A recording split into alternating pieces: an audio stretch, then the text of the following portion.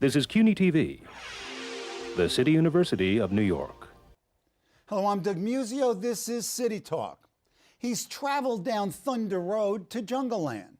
He's witnessed the empty sky, the wrecking ball, and American skin. He's conjured up the ghost of Tom Joad. He's a Jersey Shore guy, a community college dropout, winner of 20 Grammys, 2 Golden Globes, an Oscar. He's the boss.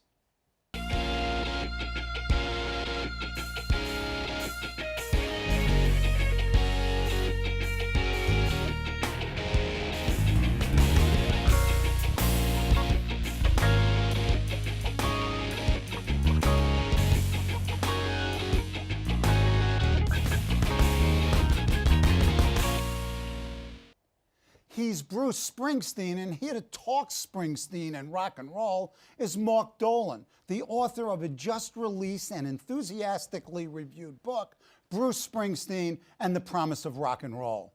Marc is Associate Professor of English, American Studies, and Film Studies at John Jay College of Criminal Justice and CUNY's Graduate Center.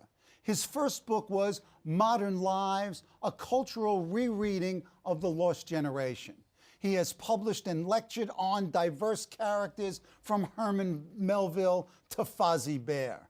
In the early 1970s, Marc played competitively in a accordion-based band.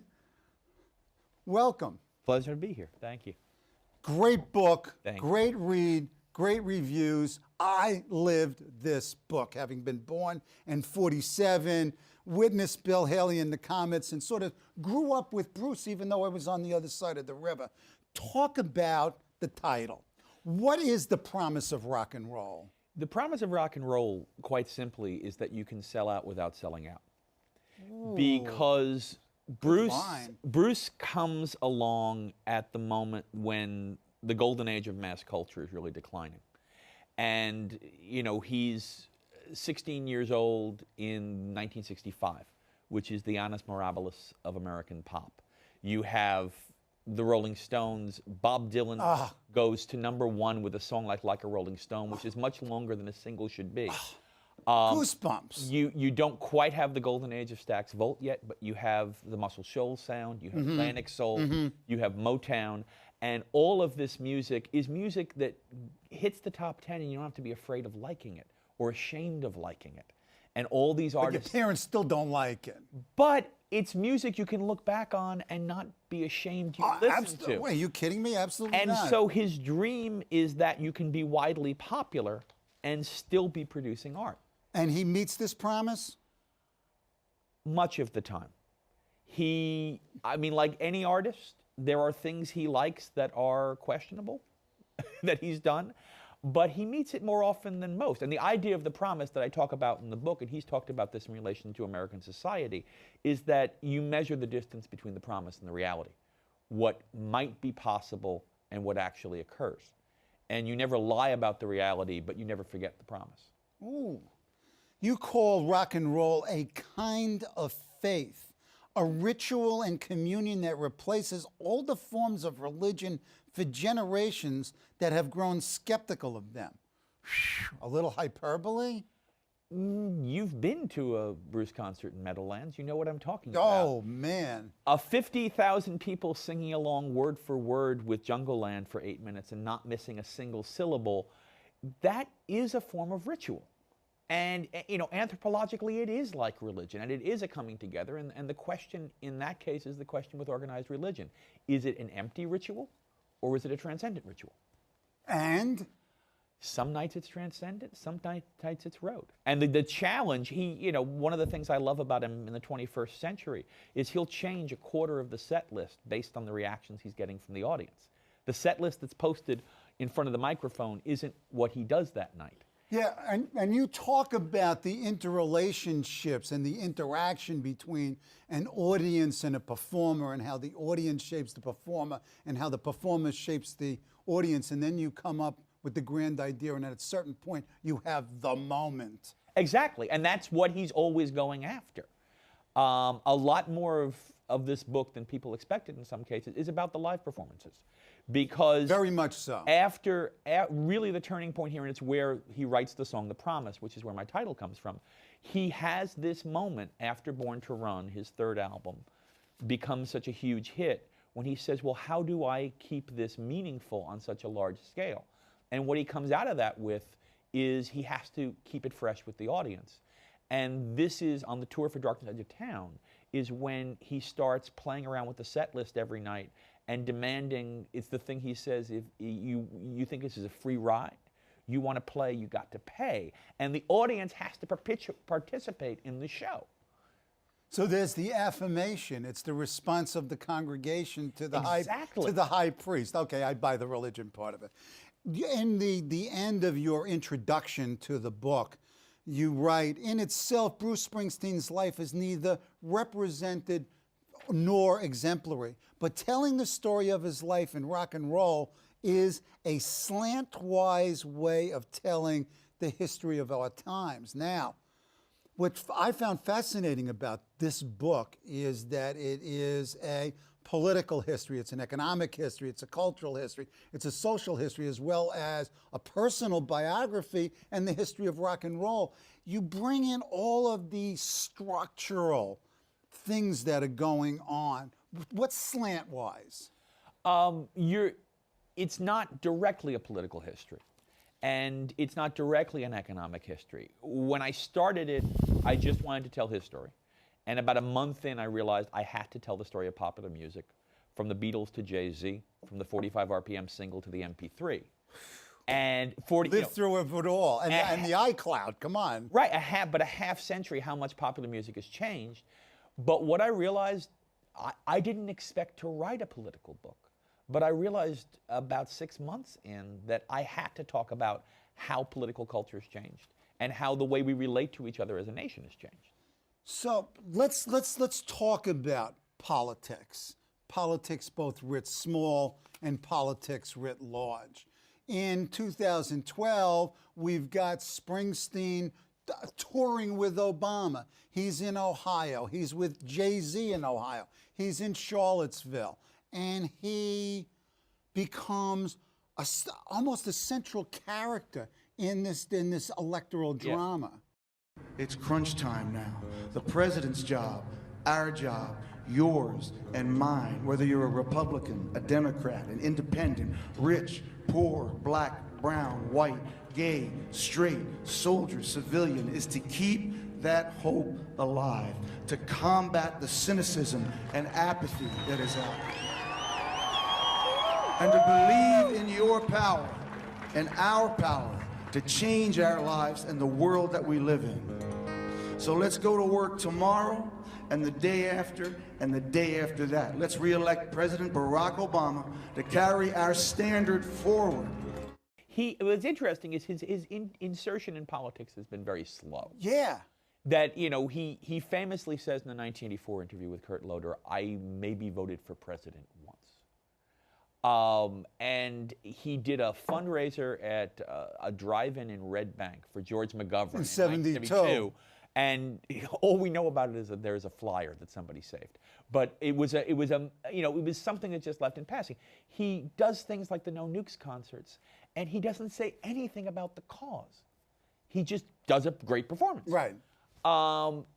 He then in '84, and this is the moment that's almost at the exact center of my book, in '84, Ronald Reagan name checks him. Yep. In a whistle stop in Hamilton, New Jersey. Shouts him out. And Bruce tries to brush it off, and he suddenly realizes people are confusing with Reagan. And explain the nature of this similarity in terms of the values that led to this, this confluence of the two men. Well, I think one of the problems in 2012 is we look back at Ronald Reagan and we consider him identical with George W. Bush. And if you look at his actual speeches, but when people look at his ideology, they think the ideology of the Republican Party in 2012 is what Reagan's ideology Totally was. different. Reagan's main theme in most of his speeches, particularly in '84, was freedom, individual freedom, that the individual needed to be free from the government. Now, if you look at that and the suspicion of structures, that's Bruce. Come on, exactly. So in terms of the ideology or values, there is this this convergence, even though their politics are different. Exactly. That in other words, but Bruce had never thought about politics up to that point. If you think about a song like The River, which comes out, he writes it in 79, it comes out in 80, and lately there ain't been much work on account of the economy. Right. And people see that as a sign of political consciousness. The whole point of that song is that this is the way things are, and they're going to be that way again, and it's cyclical. Right. There's no notion that government can help people. And there's no advocacy. Right. And there's no action. It's a lament. But he knows he doesn't like Reagan. And he makes a vague comment on stage in 80 Right. about, I don't know about the rest of you, but I'm scared about what happened yesterday, about Election Day. But that's it. And then in 84, he realizes he can get confused with him. And he starts saying this wonderful moment, well, what are my politics? And the great thing about writing a biography of a 63-year-old man is if he starts growing up at 40, your book has a second half. This is very fortunate. Exactly. That, in other words, many people see the apotheosis of the Born in the USA tour as being the climax of Springsteen's life. I see it as the beginning of Act 3. Yeah. Because what happens Yeah. is he then retreats into solitude. He fires the E Street Band. He tries to work as a solo artist, but more important, in the 90s, he spends time being a husband, a father, and reading the LA Times every morning. And That was very interesting. Self-consciously educating himself. Right. The other thing that's easy is up until the age of 40, he only read one book a year. So I can keep track of his reading up to that point. And I can read the same books he read. But after that point, he starts going out and saying, I'm going to learn. And he becomes educated, and he advocates for immigrants' rights in California. Sure. And he doesn't get involved in elections because he doesn't think it does much good. Right.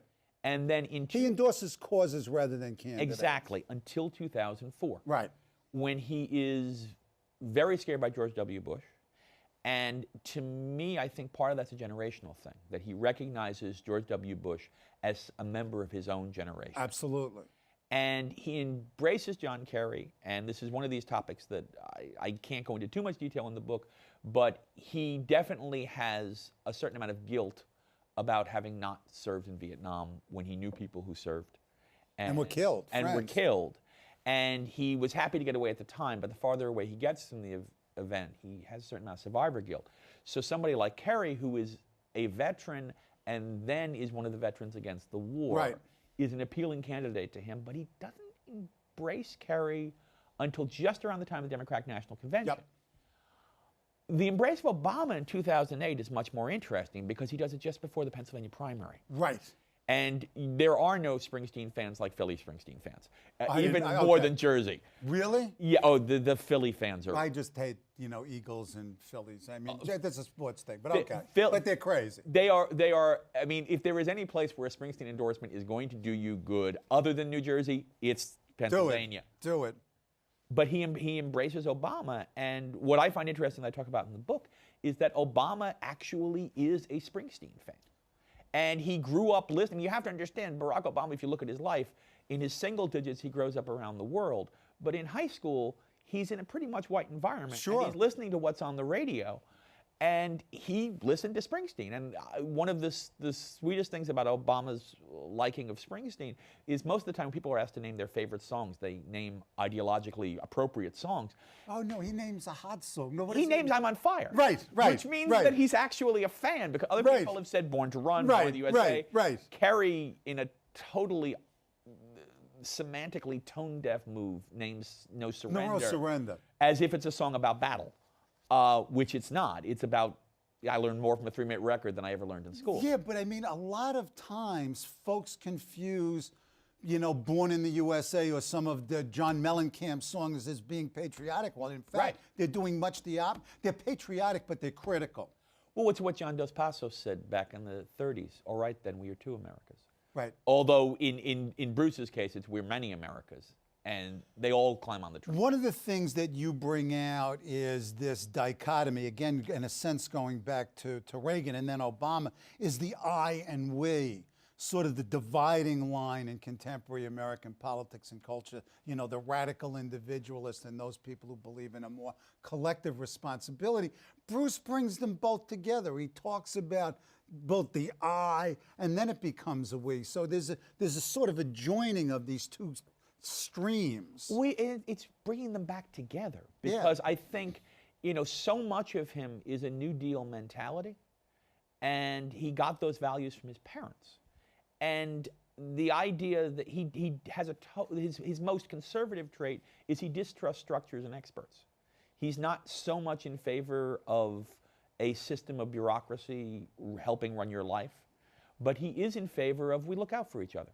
The line he has in Long Walk Home, which he quoted in his endorsement of Obama in 2008, a place where nobody crowds you, nobody, I can't remember the line now, but it's about how nobody crowds you, but nobody is on their own.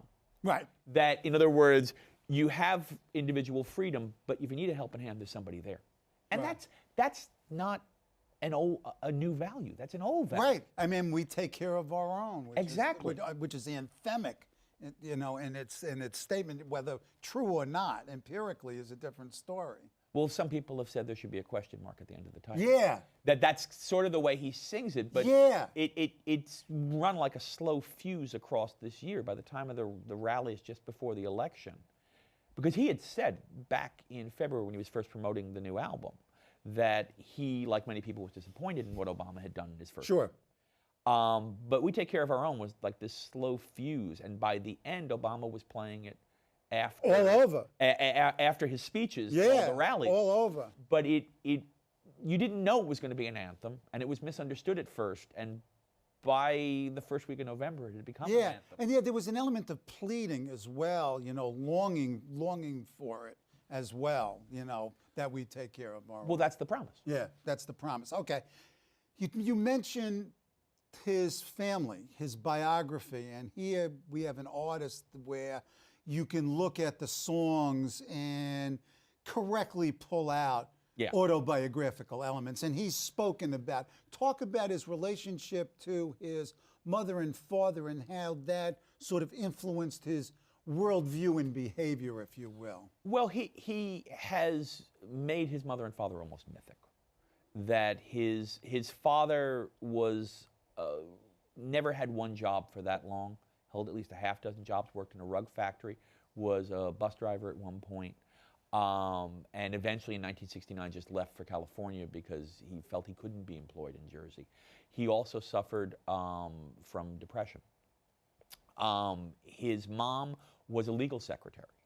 And the caricature, not the caricature, but the mythic quality of the two of them is that they were the dark and the light in his life. That his father was the one who got him to see the underbelly of society, the promises and fulfilled.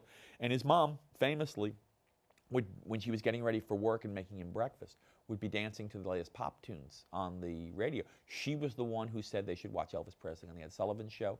She took him to see Chubby Checker at the Steel Pier down in Atlantic City. Nice. And, it's one of the sweet things to this day is after '84, he brings people up on the stage to dance.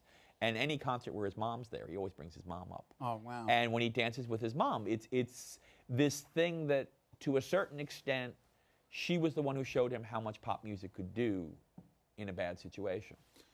And you quote him as saying, and I'm paraphrasing, I got a guitar and I taught it to talk. Yeah. And then it takes him a while after he teaches it to talk about exactly what to say. Precisely. And that's evolved over time, as you've discussed. Yeah, at first, I think both Orwell and Capote say that all artists start out imitating. And eventually... Well, he did all covers. Exactly. And eventually, your voice becomes the sum of your imitations. That's right. In any art form. Okay. And, when he starts out, he is doing this type of music that evolved in the upstage in in Asbury Park, this type of music that is really blue-eyed soul to a certain extent, Chicago blues mixed in, that it's, for the most part, white guys doing black music 10 years past its shelf life. And that evolved into something bigger. And, I always point to Born to Run and Darkness Edge of Town are two of my favorite albums of all time. If you listen, I love Nebraska, but go ahead. If you listen to those two albums, they were made back to back, 3-year separation. They don't sound anything like each other. No. And that's part of it is that Born to Run is his Phil Spector Fantasia. And Dark Side of Your Town is the stripped down, stark rock album. Okay, good description. Jersey guys. I mean, Bruce Springsteen is a Jersey guy. Chris Christie is a Jersey guy. I'm living in New Jersey for 32 years. I'm a New York guy. I'm a Queens guy. I don't get Jersey guys. Well, first What of is all, Jersey guys? well, you have to say Jersey guys who actually accomplished something. And you also have to rid yourself of the Jersey Shore stereotype because all of them are from New York anyway. Those are the summerers. But Right. I mean, the all yearers are, you know. The best statement ever. Go ahead. Best statement ever made about Jersey was by Uno Diaz, who some people speak of as a Dominican American writer, but who I like to think of as a Jersey American writer. And he makes a distinction between what he calls somewheres and elsewheres. That if you're from an elsewhere, you're always looking at the somewhere, and you can imagine other worlds.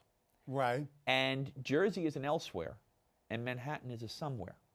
So if you have that on the horizon, you're always imagining possibilities, and that makes you a better artist. And I talk about this in the book. If you look at the flowering of New York rock in the 70s, you know, glam rock into punk, almost every single one of them were from outside of Manhattan.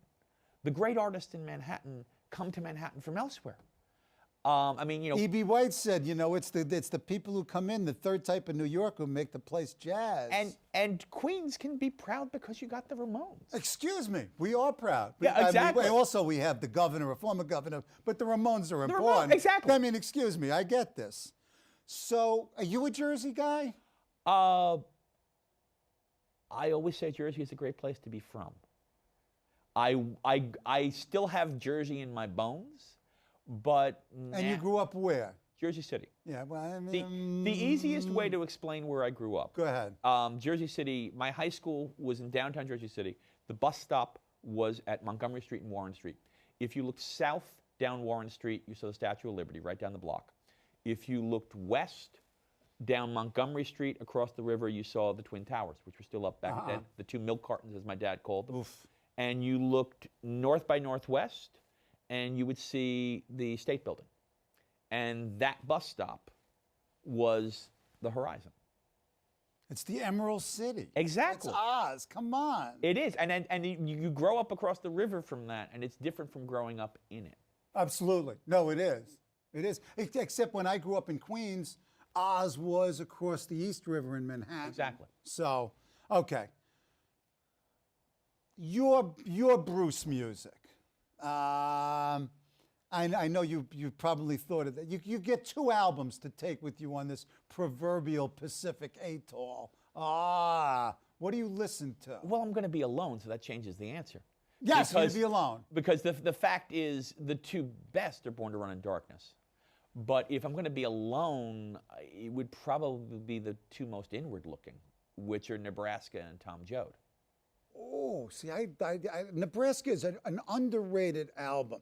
What is particularly evocative? I mean, we all grew up with music, and there are songs that strike deep memories, whether it's love relationships or heartbreak or death or something. Are there Bruce Springsteen songs that are sort of milestones in Marc Dolan's life? Well, and why? I first saw his lyrics before I ever heard his music, because I was in a musical theater when I was in high school, and I wrote songs.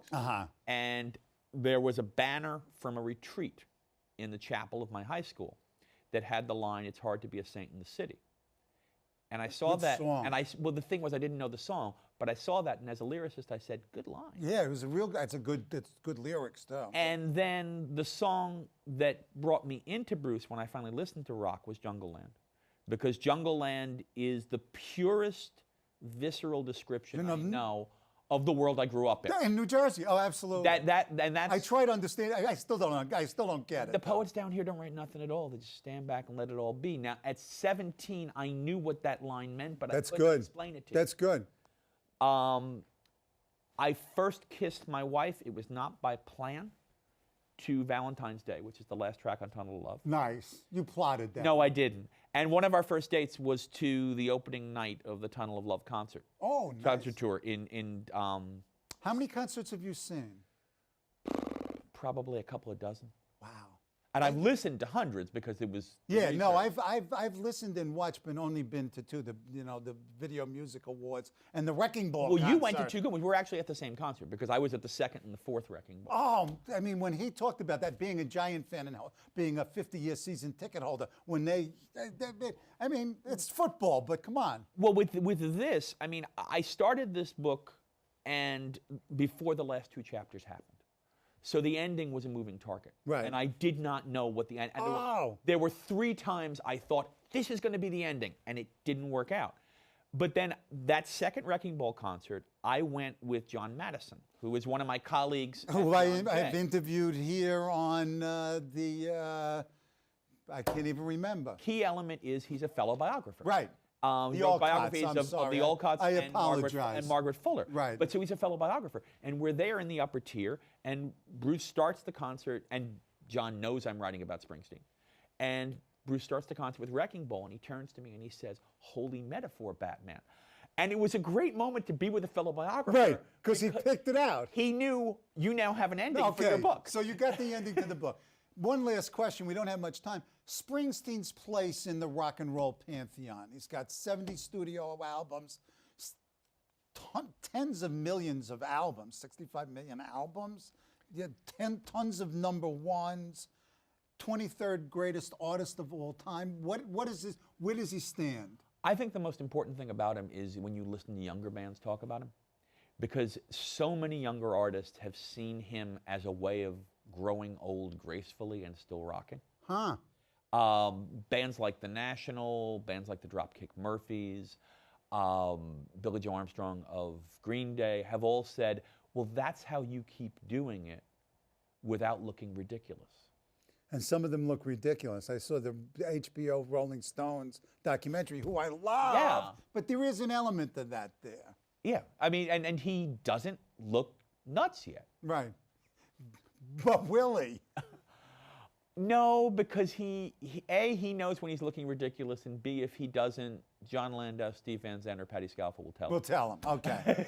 My thanks to Marc Dolan and to the boss. Join me next week when CUNY professor David Nassau talks about Joseph Kennedy, the subject of his just released and very highly praised biography, here on CUNY TV.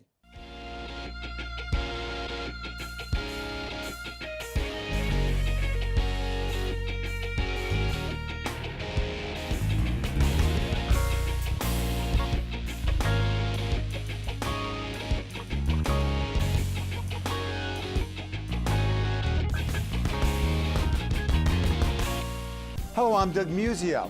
Let us know what you think about this show. You can reach us at CUNY.TV.